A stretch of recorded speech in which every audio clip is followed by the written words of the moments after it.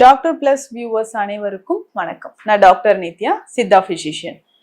ஆசனவாய் பகுதியில் ஏற்படக்கூடிய பிரச்சனைகளுக்கு என்னென்ன மாதிரியான மருந்துகள் எடுக்கலாம்? இப்போ நிறைய பேருக்கு மூலாதாரத்தில் சூடு ஏற்பட்டு ஆசனவாய் பகுதியில ஒரு பிரச்சனை இருந்துகிட்டே இருக்கும். உதாரணத்துக்கு பார்த்தோம்னா, நமக்கு டைஜஷன் சரியா நடக்காம ஐபிஎஸ் அப்படின்னு சொல்லக்கூடிய இரிட்டபிள் பவல் சிண்ட்ரோம், இந்த பிரச்சனை இருக்குங்க. ஸோ இந்த ஐபிஎஸ் பிரச்சனை நம்ம எப்படி சரி செய்யலாம், இதை நம்ம தெரிஞ்சுக்கலாம். ஸோ ஐபிஎஸ் இருந்ததுன்னா குடல் பகுதியில ஒரு இரிட்டேஷன் ஏற்பட்டு அடிக்கடி மோஷன் போயிட்டே இருப்பாங்க எரிச்சலோட. இதனால என்ன ஆகும்னா, ஆசனவாய் பகுதியில ஒரு எரிச்சல் ஏற்பட்டு வீக்கம், சில நேரங்களில் ரத்தம் கசிதலும் நமக்கு ஏற்படுது. இந்த மாதிரி ரத்தம் கசிதல் ஏற்பட்டு அந்த இடத்துல நமக்கு ஃபிஷர்ஸ் ஏற்படவும் வாய்ப்புகள் இருக்கு. இதை சரி செய்யணும்னா ரெகுலரா நம்ம என்ன பண்ணணும், என்ன மாதிரியான உணவுகள், காய்கறிகள் நம்ம எடுக்கணும்ன்றத தெரிஞ்சுக்கலாம். இப்போ இது ரெகுலரா நம்ம எடுக்கக்கூடிய உணவு முறைகள் ஆசனவாய் பகுதியில நமக்கு பைல்ஸ் ஃபிஸ்டுலா இருக்கு. இன்னும் ஒரு சிலருக்கு எக்ஸ்டர்னல் பைல்ஸ் அப்படின்னு சொல்லுவாங்க. வெளிப்பக்கத்திலே நமக்கு ஆசனவாய் பகுதியில ஒரு குரோத் வளர்ந்து நமக்கு ஒவ்வொரு முறை மலம் கழிக்கும் போதும் அதிகமான வலியை தரும். பேஷண்ட்ஸ் வரும்போதே பாத்தீங்கன்னா உட்காரவே முடியல மேம், நான் ரொம்ப நேரமா நின்றுட்டு தான் இருக்கேன், உட்கார்ந்த ஒரு 5 நிமிடங்களுக்கு மேல் உட்கார முடியல, டிராவல் பண்ண முடியல, பைக்லயோ இல்ல நான் எங்கேயாவது டிராவல் பண்ணணும்னா என்னால கண்டிப்பா முடியாது, கொஞ்சம் உணவு மாற்றி சாப்பிட்டுட்டேன் அப்படின்னாலும் அதிகமான எரிச்சல், ஆசனவாய் பகுதியில ரொம்ப எரிச்சல் இருக்கும். சில நேரங்கள்ல நமக்கு எரிச்சலோடு சேர்த்து பிளட் வர மாதிரி இருக்கும். ஒவ்வொரு முறை எனக்கு மலம் கழிக்கும் போதும் இந்த பிரச்சனையினால இத்தனை வருடங்களாக அவதிப்படுறேன்னு சொல்லுவாங்க. அதிகமான உடல் உஷ்ணம் இதுக்கு முக்கிய காரணம். இந்த மாதிரி அதிகமா ப்ளீடிங் இருக்கிறவங்களுக்கு பார்த்தோம்னா உடல் எடை குறைஞ்சுக்கிட்டே வர்றதை நம்ம பார்க்கலாம். உடல் எடை குறைஞ்சுக்கிட்டே வரும். ரத்தமும் நமக்கு உடலில் குறைஞ்சுக்கிட்டே வர்றதை நம்ம பார்க்கிறோம். இந்த மாதிரியான பிரச்சனைகள் நிறைய நபர்களுக்கு இருக்கு. இதை நம்ம எப்படிங்க சரி செய்யலாம்? அதற்கான பர்ஃபெக்டான ஒரு உணவு முறை, இதை சாப்பிட்டா எனக்கு சரியாயிடணும் அப்படின்னு கேட்டீங்கன்னா இந்த உணவு முறைகளை நம்ம எடுத்துக்கலாம். தினம்தோறும் நம்ம என்ன பண்ணோம்னா இந்த வாயு சம்பந்தப்பட்ட பொருட்களை தவிர்க்கணும்.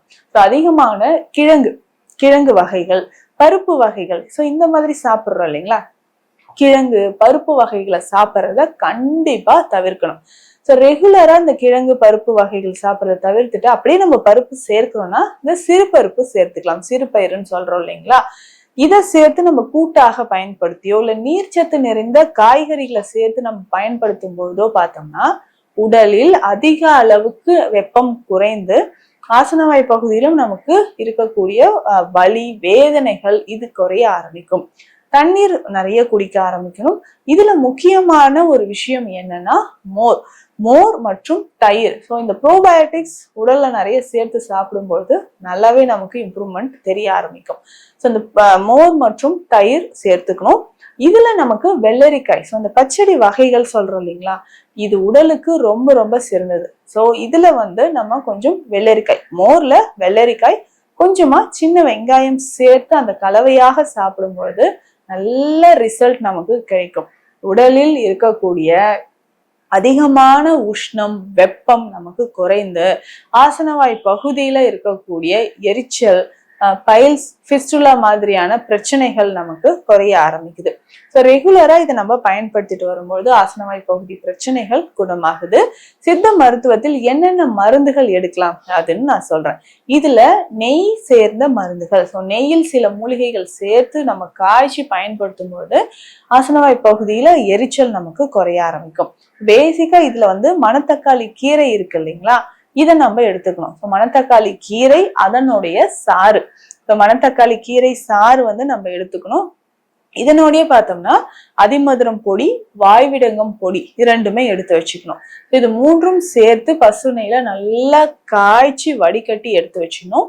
இது ஒரு 10 இருந்து 15 ml எடுத்து இதுல நம்ம என்ன பண்ண போறோம்னா குங்குளிய பருப்பம் அப்படின்ற ஒரு மருந்து இருக்கு, ஒரே ஒரு சிட்டிகை மிளகு அளவு இந்த நெய்யில விட்டு கலந்து இதை நம்ம ரெகுலரா 2 times, ஒரு நாளைக்கு 2 வேளையை நம்ம பயன்படுத்திக்கிட்டே வரும்பொழுது உடல் உஷ்ணம் குறைந்து ஆசனவாய் பகுதி எரிச்சல், வீக்கம், பைல்ஸ் பிரச்சனைகளும் நமக்கு குறைய ஆரம்பிக்கும். ஸோ ரெகுலரா இந்த மாதிரி நம்ம செஞ்சுக்கிட்டே வரணும். அதுவும் இந்த நெய் மருந்து அவ்வளவு ரிசல்ட் நமக்கு கொடுக்குது. ஸோ பாசிட்டிவான ரிசல்ட் கொடுக்கறது இந்த நெய் மருந்து. அதுவும் இதில் சேர்த்திருக்கக்கூடிய அந்த கீரை, மணத்தக்காளி கீரை அப்படின்னு சொல்றோம் இல்லைங்களா? இது நமக்கு என்ன ஆகும்னா குடல் பகுதியில் இருக்கக்கூடிய புண்களை ஆற்றவும், வயிறு எரிச்சல், அல்சர், ஆசனவாய் பகுதியில் இருக்கக்கூடிய பிரச்சனைகளை ஆற்றவும் சிறந்தது. இதை நெய்யோடு சேர்த்து காய்ச்சி நம்ம பயன்படுத்தும் பொழுது கொஞ்சம் கொஞ்சமாக உடல்ல நமக்கு நல்ல மாற்றம் தெரிய ஆரம்பிக்கும். மாற்றம் அப்படின்னு சொன்னா அதிகமான உடல் உஷ்ணம் குறைந்து ஆசனவாய் பகுதியில் இருக்கக்கூடிய எரிச்சலும் நமக்கு குறைய ஆரம்பிக்குது.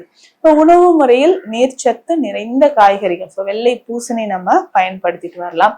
சுரக்காய், பீர்க்கங்காய், சௌச்சௌ, நூக்கோல் இது எல்லாமே ரொம்ப சிறந்தது. கருணை கிழங்கு, பிடிக்கருணை அப்படின்னு நம்ம சொல்லுவோம். இதை நம்ம பயன்படுத்தும் பொழுதும் இதுல இருந்து செய்யக்கூடிய கருணை லேகியமும் சித்த மருத்துவத்துல இருக்கு.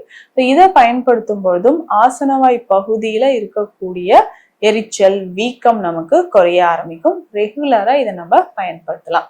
இந்த மாதிரி ஆசனவாய் பகுதியில் நமக்கு பிரச்சனைகள் இருந்தா இந்த உணவு முறைகளை ஃபாலோ பண்ணுங்க. ரொம்ப சிம்பிளான மெத்தட் தான் இதுல நான் சொல்லியிருக்கேன். நல்ல ரிசல்ட் இருக்கும்.